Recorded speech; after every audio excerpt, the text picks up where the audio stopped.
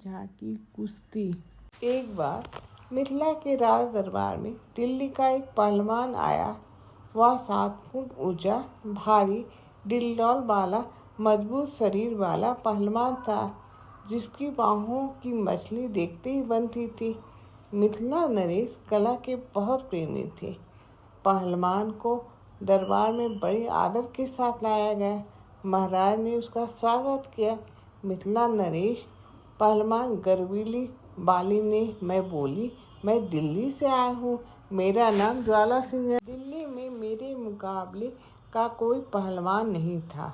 मैं आसपास के राज्यों के सभी पहलवानों को कुश्ती में पछाड़ चुका हूँ और अब मिथिला आया हूँ।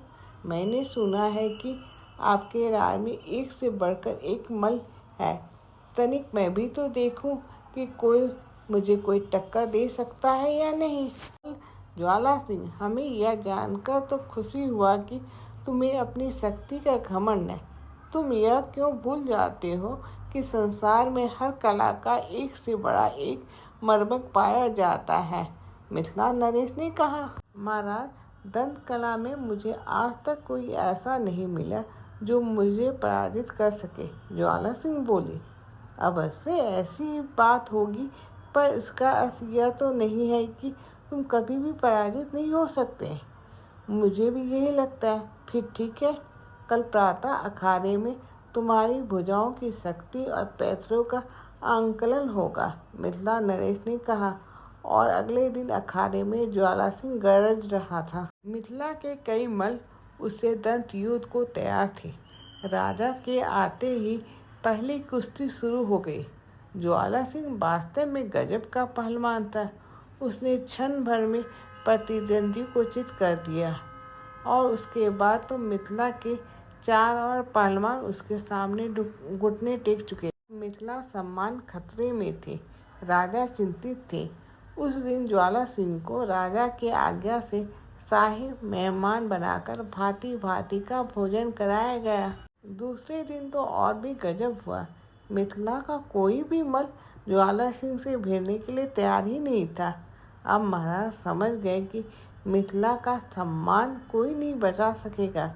उसके चेहरे पर उदासी छा गई और वह सब राज दरबारियों की तरफ देखने लगे। क्या मिथिला में कोई ऐसा मल्ल नहीं है जो ज्वाला सिंह के दर्प को चूर चूर कर सके?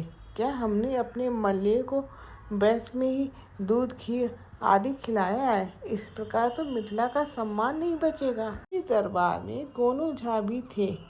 उन्हें महाराज की उदासी देखकर अच्छा नहीं लगा। अब उन्हें कुछ सोचना होगा।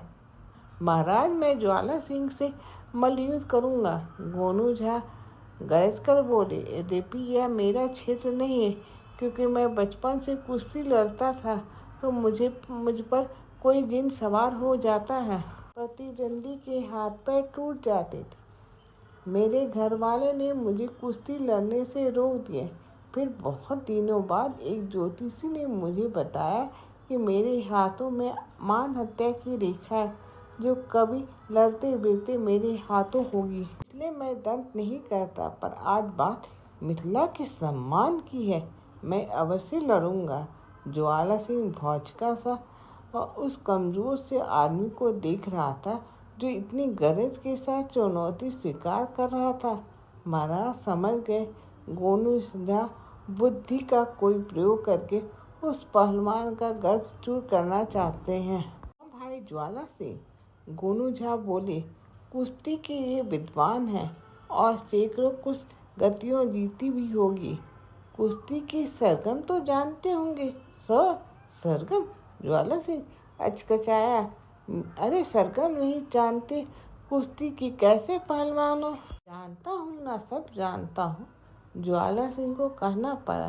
भरे दरबार में वह कैसे कह देता कि वह मल्ल होकर भी कुश्ती का सरगम नहीं जानता? होती होगी कोई ऐसी चीज, उसे क्या उठाकर दे मारेगा। तो फिर कल हमारी कुश्ती पंचम स्वर, द्रुत लय और पटक ताल से होगी और साथ में काल भैरव राग भी होगी, गोनू झा बोले। ज्वाला सिंह ने सहमति में सिर तो हिला दिया, पर उसका दिल ललच उठा उसने आज तक इस तरीके से कुश्ती न लड़ी थी। जिस तरीके से उसका प्रतिद्वंदी बता रहा था वह तो एक भी ना जानता था।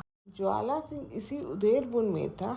रात्रि का भोजन करने के बाद आराम कर रहा था कि दरबारी बोले, कल तो वास्तव में मजा आ जाएगा। असली कुश्ती तो कल ही देखने को मिलेगी। गोनू झा पटक ताल में जरा कच्चे हैं, पर दीद तल में उसका जवाब नहीं। आज पलक भी ना झपकेंगे कि आपकी रीढ़ की हड्डी में दरार पड़ जाएगी। क्या गजब का पेतरा है उनका। ज्वाला सिंह ने ओठों पर जुबान फिराई। आपने कहाँ सीखी यह अमल विद्या? दरबारी ने पूछा। दिल्ली से ही। दिल्ली में दांव पेच तो सब सिखाए जाते हैं, जब तक लय ताल का पता ना चले। क्या सीखा? गोनू झा तो राग काल भैरव के उस्ताद हैं, और काल भैरव तो आप खुद जानते हैं बड़े क्रोधित मल है। ज्वाला सिंह को तो कुछ सूझ ही नहीं रहा था। अब मुझे आराम करने दो, वह दरबारी से बोला। आप प्रातः जल्दी जगाना। दरबारी हंसता हुआ वहाँ से चला गया। सुबह अखाड़े में गोनू झा शेर की भांति गरज रहे थे। चारों तरफ भीड़ का कोहाल था। मिथिला नरेश अपनी गद्दी पर बैठे थे, पर दिल्ली का पहलवान ज्वाला सिंह का कहीं अता पता नहीं था। सारे मिथिला में खोजने पर भी वह कहीं नहीं मिला। महाराज समझ गए। गोनू झा को विजेता घोषित कर दिया गया और ढेरों पुरस्कार से नवाजा गया। महाराज के पूछने पर गोनू झा ने हंसते हुए बताया कि उन्हें ज्वाला सिंह को सुर लय ताल के उलझने में तो डाल ही दिया था। रात को एक दरबारी द्वारा उसे इतना भयभीत कर दिया गया कि उसने भाग जाने में भी भलाई समझी। महाराज प्रसन्न हो गए। मिथिला का सम्मान जो बच गया। गोनू झा की कुश्ती।